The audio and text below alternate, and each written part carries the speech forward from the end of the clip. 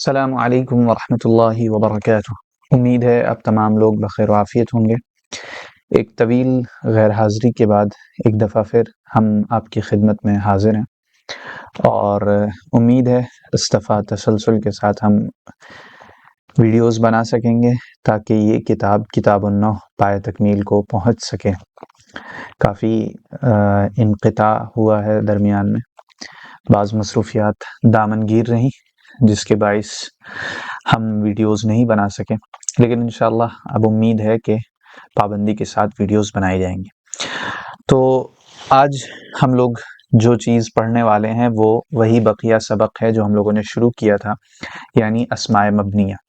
اسماء مبنیہ کے بارے میں ہم لوگ جان چکے ہیں کہ ان کی 8 قسمیں ہیں۔ 8 قسموں میں سے ہم لوگ 7 قسمیں پڑھ چکے ہیں، اس کی ویڈیوز چینل پر موجود ہیں، جنہوں نے نہ دیکھا ہو پچھلی ویڈیوز وہ دیکھ لیں۔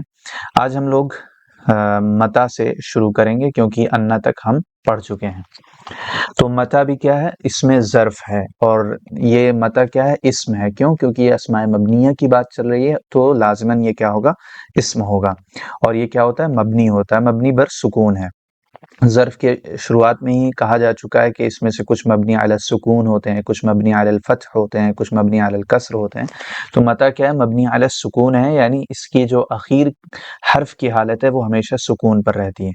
تو کہہ رہے ہیں متا کے معنی کیا ہے؟ کب؟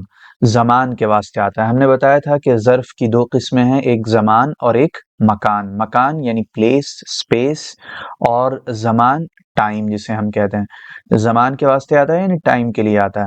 کبھی استفہامیہ ہوتا ہے، یعنی اس کی 2 نوعیتیں ہیں۔ ایک کیا ہے؟ استفہامیہ ہوتا ہے۔ استفہامیہ کا مطلب کیا ہے کہ اس کے ذریعے سے سوال پوچھا جاتا ہے کہ کب ایسا ہوا یا کب ایسا ہوگا، ٹھیک ہے، یہ سوال ہوتا ہے۔ جیسے متی تسافرون، تم کب سفر کرو گے۔ اور کبھی شرطیہ ہوتا ہے۔ شرطیہ کا مطلب کیا ہے کہ اس میں کنڈیشن لگائی جاتی ہے، اس میں ایک چیز کے بارے میں یہ کہا جاتا ہے کہ اگر ایسا ہوگا تو ایسا ہوگا۔ مثلا ہم یہ کہیں کہ متی تجی اجی، یعنی جب تم آؤ گے تب میں آؤں گا، یا اسی طرح متی تقم اقم، جب تم کھڑے ہوگے تب میں کھڑا ہوں گا۔ تو اس میں ٹائم کے ساتھ ایک جملہ شرط، یعنی اسے شرط بنا دیا جاتا ہے، یعنی ٹائم کے ساتھ ایک چیز کو معلق کر دیا جاتا ہے، ایک چیز کو اس کے ساتھ ریلیٹ کر دیا جاتا ہے، جب تم ایسا کرو گے تب میں ایسا کروں گا۔ تو متا میں 2 معنی ہوتے ہیں، ایک استفہام کا معنی، یعنی جب کوشچن ہمیں پوچھنا ہوتا ہے، اس صورت میں مضارع پر جزم نہیں آتا، لیکن جب متا میں شرط کے معنی، کنڈیشن کے معنی پیدا ہو جائیں تو اگر اس کے بعد مضارع کا فعل استعمال ہو رہا ہے تو ہم اسے کیا کریں گے؟ مجزوم کر دیں گے۔ متا کا یہ تقاضا ہے کہ اگر اس کے بعد وہ شرط کے طور پر استعمال ہو رہا ہے اور اس کے بعد فعل مضارع ہے تو ہم مضارع کو کیا کر دیں گے؟ مجزوم کر دیں گے۔ مثال دی ہے جیسے متی تقم اقم، ٹھیک ہے۔ متا کی یہ 2 معنی ہوئے۔ پھر کہہ رہے ہیں ایانہ۔ اب یہ دیکھیں ایانہ، یہ بھی کیا ہے؟ اس میں ظرف ہے، لیکن یہ مبنی علی السکون نہیں ہے بلکہ مبنی علی الفتح ہے، کیونکہ نون کا جو اخیر حرف ہے نون، اس پر کیا آ رہا ہے؟ فتحہ آ رہا ہے، مبنی بر فتح، زمان کے واسطے آتا ہے اور استفہام کے معنی دیتا ہے، جیسے ایانہ یوم الدین۔ تو ایانہ اور متا دونوں ٹائم کے لیے آتے ہیں۔ کس کے لیے آتے ہیں؟ ٹائم کے لیے آتے ہیں۔ اور جیسے ایانہ یوم الدین، یہاں پر پوچھا جا رہا ہے کہ قیامت کا دن کب ہے۔ مبنی بر فتح، یعنی یہ مبنی بر فتح ہوتے ہیں، زمان کے واسطے ہوتے ہیں، یعنی ٹائم کے واسطے ہوتے ہیں، اور استفہام کا معنی دیتا ہے، یعنی اس میں کوشچن پوچھا جاتا ہے، اس میں شرط کا معنی نہیں پایا جاتا ہے جیسا کہ متا میں پایا جاتا ہے۔ اب کہہ رہے ہیں کہ متا اور ایانہ دونوں ٹائم کے لیے آتے ہیں۔ کیا؟ دونوں ٹائم کے لیے آتے ہیں۔ تو اس میں کوئی ڈفرینشیشن کی وجہ ہے یا نہیں، کوئی امتیاز دونوں کے درمیان پایا جاتا ہے یا نہیں پایا جاتا ہے، تو اسی کی وضاحت کر رہے ہیں کہ ایانہ زمانے مستقبل سے خاص ہے، یعنی ایانہ جب ہمیں کسی ایسی چیز کے بارے میں سوال کرنا ہو جو فیوچر کے ساتھ خاص ہے تو ہم اس وقت صرف ایانہ کو ہی، یعنی ایانہ کو ہم صرف اسی وقت یوز کر سکتے ہیں جب ہمیں فیوچر کی کسی چیز کے بارے میں پوچھنا ہو۔ اگر ہمیں ماضی کی کسی چیز کے بارے میں پوچھنا ہے تو ہم ایانہ کو یوز نہیں کر سکتے۔ مثلا ہمیں کہنا ہو کہ تم نے کھانا کب کھایا، تو ہم اب ایانہ یوز نہیں کر سکتے۔ کیوں؟ کیونکہ ایانہ جو ہے یہ مستقبل کے ساتھ خاص ہے، ٹھیک ہے، جبکہ متا کو ہم مستقبل ہو، حال ہو یا ماضی ہو، یعنی پاسٹ ہو، پریزنٹ ہو، فیوچر ہو، ہم ہر چیز کے بارے میں اسے یوز کر سکتے ہیں. تم نے کھانا کب کھایا، تم کھانا کب کھاتے ہو، یا تم کھانا کب کھاؤ گے. لیکن ایانہ کا معاملہ یہ ہے کہ جب کوئی چیز فیوچر میں ہونے والی ہو تو اسی کے بارے میں ہم اسی کے ضمن میں ہم ایانہ کو یوز کر سکتے ہیں. تو ایک وجہ امتیاز ایانہ اور متا کے درمیان یہ ہے. اور دوسری چیز بتائی کہ اور امور عظیمہ کے استفہام کے واسطے مستعمل ہوتا ہے، یعنی یہ کوئی عام چیزوں کے لیے یوز نہیں ہوتا ہے کہ تم کھانا کب کھاؤ گے یا تم کہاں جاؤ گے. اس بارے میں ایانہ یوز نہیں ہوتا، بلکہ کوئی بہت ہی بڑی چیز ہوتی ہے، کوئی بہت اہم مسئلہ ہوتا ہے، تو اس کے بارے میں ایانہ کو یوز کیا جاتا ہے. جیسے قرآن کا استعمال اس پر شاہد ہے. ایانہ یوم الدین، یعنی قیامت کا دن کب ہے. اب قیامت کوئی چھوٹی موٹی بات نہیں ہے، بلکہ یہ ایک بہت بڑا مسئلہ ہے، تو اس کے لیے ایانہ یوز ہوگا. اب اگر کہنا ہو کہ تم کھانا کب کھاؤ گے، تو عربیت کا تقاضا یہ ہوگا کہ ہم وہاں پر متا یوز کریں، ایانہ کو یوز نہ کریں، گرچہ وہ مستقبل کے ہی سوال کے لیے ہے. لیکن ایانہ کے ساتھ ایک مسئلہ یہ ہے کہ اسے کسی بڑے معاملے کے لیے، کوئی امپورٹنٹ چیز ہو، اس کے لیے یوز کیا جاتا ہے. تو یہ دو چیزیں ہیں کہ ایانہ مستقبل کے ساتھ خاص ہے، اور دوسری چیز اسے بڑے کاموں کے لیے یوز کیا جاتا ہے. تیسرا لفظ ہے کیفا. کیفا کیسا، مبنی بر فتحہ، یعنی یہ کیا ہے، یہ بھی اسم ظرف ہے اور مبنی بر فتح ہے، یعنی مبنی علی الفتح، اور استفہام حال کے واسطے آتا ہے. کس کے لیے آتا ہے؟ استفہام حال کے لیے آتا ہے، یعنی کسی چیز کی کیفیت، کنڈیشن، اس کی موجودہ طبیعت کیسی ہے، اس کے بارے میں پوچھنے کے لیے کیفا آتا ہے. یعنی ہم کہتے ہیں کیفا انت، تم کیسے ہو. یہ نہیں کہا جائے گا کیفا انت کا مطلب تم کون ہو، بلکہ تم کیسے ہو. یا اسی طرح کیف الجو، یعنی موسم کیسا ہے. تو کیفا حال کے لیے، یعنی ایک چیز کی ابھی موجودہ کنڈیشن کیا ہے، اس کے لیے کیفا یوز ہوتا ہے. جب ہم کسی ذات کے بارے میں پوچھتے ہیں، کسی شخصیت کے بارے میں پوچھتے ہیں، کسی چیز کے بارے میں پوچھتے ہیں، تو ہم اس کے لیے من یا ما لاتے ہیں. لیکن جب اسی چیز کی کیفیت، حالت یا کنڈیشن کے بارے میں پوچھنا ہو تو ہم کیا یوز کرتے ہیں؟ کیفا یوز کرتے ہیں، اور یہ مبنی علی الفتح ہوتا ہے، استفہام کے لیے یوز ہوتا ہے. ٹھیک ہے، استفہام یعنی کوشچن کے لیے یوز ہوتا ہے. اگلا حرف ہے جو ہمارا آج کے سبق کا آخری حرف ہوگا، مذ اور منذ. تو شروع میں یہ جان لیجیے کہ مذ اور منذ یہ دونوں حرف جر کے طور پر بھی استعمال ہوتے ہیں. کس طرح استعمال ہوتے ہیں؟ حرف جر کے. اس وقت یہ اسم نہیں ہوتے ہیں، لیکن اگر ان کے بعد آپ کو کہیں پر کسی کتاب میں اسم حالت رفع میں دکھے تو اس وقت سمجھ جائیے گا کہ مذ اور منذ وہاں پر کس طرح استعمال ہو رہے ہیں؟ اس میں مبنی کے طور پر استعمال ہو رہے ہیں، یعنی ظرف کے طور پر استعمال ہو رہے ہیں، جن کی حقیقی حالت کیا ہے کہ اسم ہے. تو جب یہ اسم کے طور پر استعمال ہوتے ہیں تو ان کے بعد والا کیا ہوتا ہے؟ مرفوع ہوتا ہے، اس وقت وہ مجرور نہیں ہوتا. لیکن اگر کہیں آپ کو دکھے کہ اس کے بعد کوئی اسم ہے، جیسے آپ پڑھیں منذ یومن، تو اب یہاں پہ یوم کو زیر دیا جا رہا ہے، تو یہ زیر دینا خود اس بات کی علامت ہے کہ یہاں پر منذ کیا ہے؟ اسم کے طور پر، یعنی اسماء مبنیہ کے طور پر استعمال نہیں ہو رہا ہے، بلکہ یہ حرف جر کے طور پر استعمال ہو رہا ہے. لیکن اگر آپ کہیں پڑھیں منذ یومن، کیا پڑھیں؟ منذ یومن، تو اس صورت میں آپ کو سمجھ جانا چاہیے کہ یہاں پر منذ یا مذ کس طرح استعمال ہو رہا ہے. یہاں پر استعمال ہو رہا ہے اس میں یعنی مبنی اسم کے طور پر، ظرف مبنی کے طور پر استعمال ہو رہا ہے. تو اس وقت وہ اسم ہوتا ہے اور حرف نہیں ہوتا ہے، لہذا جر نہیں دیتا ہے. تو یہاں پر اس مذ اور منذ کو بتا رہے ہیں جو اسم کے طور پر استعمال ہوتا ہے، یعنی اس میں مبنی ہوتا ہے.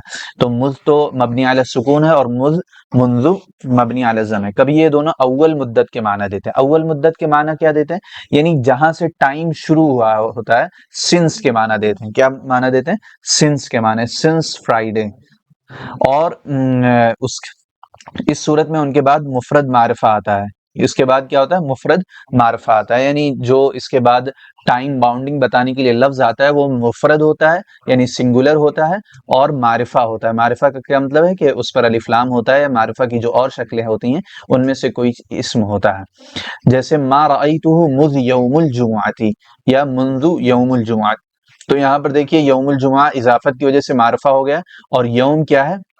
یہ واحد ہیں، یعنی بتایا تھا مفرد آئے گا اور معرفہ آئے گا، تو دونوں استعمال ہوا ہے. تو یہاں پر یہ کس معنی میں ہوگا؟ اول مدت کے معنی، اول مدت کا معنی کیا ہوتا ہے؟ یعنی جہاں سے ٹائم سٹارٹ ہو رہا ہے، کہہ رہے ہیں مذ یوم الجمعاتی، یعنی جب سے جمعے کا دن لگا ہے تب سے میں نے اسے نہیں دیکھا ہے، تو یہ ٹائم سٹارٹنگ کے یعنی سنس کے معنی دیتا ہے منذ یوم الجمعاتی۔ کبھی تمام مدت کے معنی دیتا ہے، یعنی کبھی تو یہ ہوتا ہے کہ جہاں سے ٹائم سٹارٹ ہو رہا ہے سنس کے معنی دیتا ہے، اور کبھی یہ ہوتا ہے کہ فور کے معنی دیتا ہے، یعنی اس پوری مدت کو بیان کر رہا ہوتا ہے۔ جیسے ہم کہیں کہ آگے مثال دی ہے، اس صورت میں ان کے بعد مقصود بالعدد ہوتا ہے، خواہ مفرد ہو یا تثنیہ یا جمع، یعنی اس کے بعد جو لفظ بولا جاتا ہے وہ لفظ خود اپنے آپ میں ایک عدد کے طور پر مراد ہوتا ہے، جیسے کہا جائے ما رأیتہ مذ یوم منذ یومن، ٹھیک ہے؟ تو یہاں پر یہ مطلب ہوگا کہ میں نے اسے ایک دن نہیں دیکھا، کیا؟ مذ یومن، میں نے اسے ایک دن نہیں دیکھا، منذ یومن، میں نے اسے ایک دن نہیں دیکھا۔ تو یہاں پر وقت کی شروعات یعنی وقت کی سٹارٹنگ مراد نہیں ہوگی، بلکہ وہ پورا وقت مراد ہوگا۔ کبھی تمام مدت کے معنی میں یعنی پورے ٹائم کو گھیرنے کے لیے آتا ہے۔ ایک چیز ہے ہم کہیں میں نے اسے جمعے سے نہیں دیکھا، یعنی جمعے سے اب تک نہیں دیکھا، اور اگر ہم یہ کہنا چاہ رہے ہیں کہ میں نے اسے جمعے کے دن نہیں دیکھا تو اس کا مطلب ہوگا کہ اس کے بعد والے دنوں میں ممکن ہے دیکھا ہو، لیکن جمعے کے دن میں نے اسے نہیں دیکھا۔ تو یہ فرق ہے۔ تو جب ٹائم کی سٹارٹنگ مقصود ہوتی ہے تو اس کے بارے میں بتایا کہ وہ مفرد ہوتا ہے اور معرفہ ہوتا ہے، لیکن جب ٹائم کی سٹارٹنگ مراد نہیں ہوتی بلکہ پورا ایک ٹائم مراد ہوتا ہے یا ایک عدد مراد ہوتا ہے، جیسے یومن کے بارے میں بتایا یا اسبوعن کے بارے میں بتایا، تو ایسی صورت میں وہ مفرد بھی ہو سکتا ہے اور کیا بولتے ہیں تثنیہ بھی ہو سکتا ہے اور جمع بھی ہو سکتا ہے، لیکن وہ معرفہ نہیں ہوتا ہے، جیسے یہاں مثال میں دیے ما رأیتہ مذ یومن اور منذ یومن۔ تو یہ فرق ہے، ایک ہے ٹائم کی سٹارٹنگ بتانا یعنی جمعے سے نہیں دیکھا، اور ایک ہے جمعے کو نہیں دیکھا ہے۔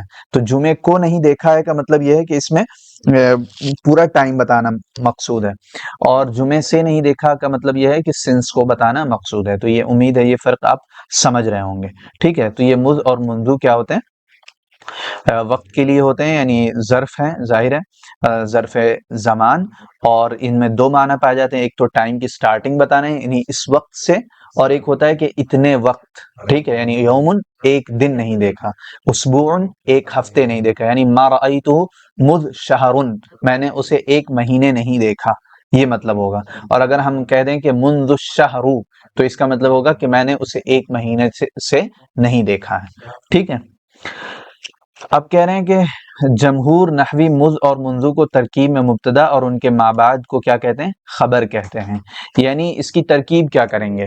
کہہ رہے ہیں کہ جمہور نحوی مذ اور منذ کو ترکیب میں کیا کہتے ہیں؟ مبتدا کہتے ہیں، اور ان کے ما بعد کو خبر کہتے ہیں۔ مثلا یہاں پر دیکھیے ما رأیتہ مذ یوم، تو جمہور نحوی کیا کہیں گے کہ یہ جو مذ ہے یہ ہے مبتدا، اور یومن کیا ہے؟ خبر ہے۔ تو مبتدا مرفوع ہوتا ہے، خبر بھی مرفوع ہے، ٹھیک ہے؟ یہ جملہ بن کے پورا پھر ما رأیتہ کا کیا بن جائے گا؟ مفعول فی بن جائے گا۔ کیوں؟ کیونکہ اسی کے ٹائم میں یعنی یہ ظرف کے معنی رکھتا ہے۔ تو جمہور نحوی مذ اور منذ کو ترکیب میں مبتدا اور ان کے ما بعد کو یعنی ان کے بعد جو چیز ہوتی ہے اس کو خبر کہتے ہیں۔ اس میں تفصیل ہے، لیکن ابھی آپ کو اتنا ہی یاد رکھنے کی ضرورت ہے کہ جب مذ اور منذ اسم کے طور پر استعمال ہوتے ہیں، اور اس کی علامت کیا ہے کہ کیسے معلوم چلے گا اسم کے طور پر استعمال ہو رہے ہیں؟ اس کی علامت یہ ہے کہ اس کے بعد جو اسم ہوگا وہ مجرور نہیں ہوگا۔ جب مجرور نہ ہو تو اس کا مطلب کیا ہے کہ مذ اور منذ وہاں پر کس حیثیت سے استعمال ہوئے ہیں؟ اسم کی حیثیت سے استعمال ہوئے ہیں۔ اگر مذ اور منذ کے بعد کوئی اسم نظر آیا اور وہ مجرور ہو تو آپ سمجھ جائیے کہ وہاں پر مذ اور منذ اسم کے طور پر یوز نہیں ہوئے بلکہ حرف جر کے طور پر یوز ہوئے، یہ علامت ہے۔ تو جب اسم کے طور پر استعمال ہوں گے تو انہیں ہم مبتدا مانیں گے، اور اس کے بعد جو کلمہ ہوگا اسے ہم کیا کہیں گے؟ خبر کہیں گے۔ یہ ہیں آج کے 3 حروف جس میں ہم لوگوں نے پڑھا متى کے بارے میں، ایانہ کے بارے میں، اور پھر کیفہ، مذ اور منذ کے بارے میں۔ کوئی اشکالات ہو تو ضرور آپ اپنے اشکالات کمنٹ باکس میں شیئر کریں، اور انشاءاللہ ملتے ہیں اگلی ویڈیو کے ساتھ۔ السلام علیکم ورحمۃ اللہ وبرکاتہ۔